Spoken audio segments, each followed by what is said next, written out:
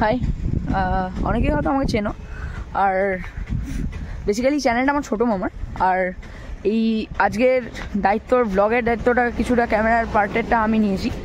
So এই যে আমরা যাচ্ছি বাজারে যাচ্ছি। এই যে ছোটো মামা সাইকেল চালাচ্ছে।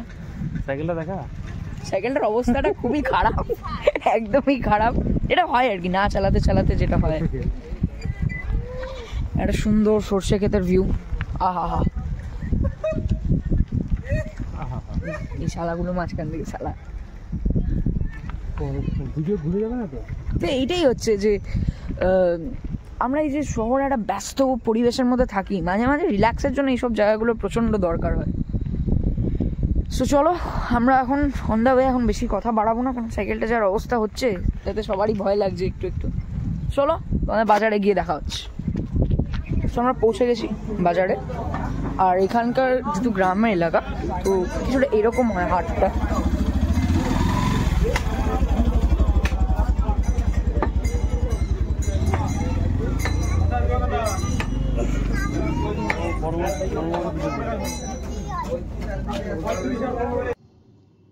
এই সাবাস, আমরা এসে গেছি মাছ বাজারে, গ্রামের বাজার। এটা হচ্ছে ইলিশ মাছ।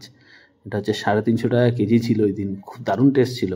বাবা বললো নিয়ে আসিস, আমি বললাম চলো নিয়ে যাই।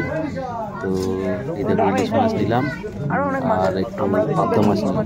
পাবদা মাছটা দারুণ টাটকা ছিল, অসাধারণ। তো চলো আগে কি কি আছে দেখি। এখানে পরপর বাজারে পরপর লাইনে ভাগ্নে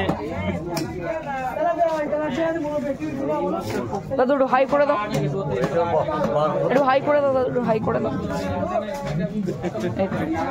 বড় হয়ে গেছে অনেক। দাম কি পাকা না, দাম হালকা কত 350।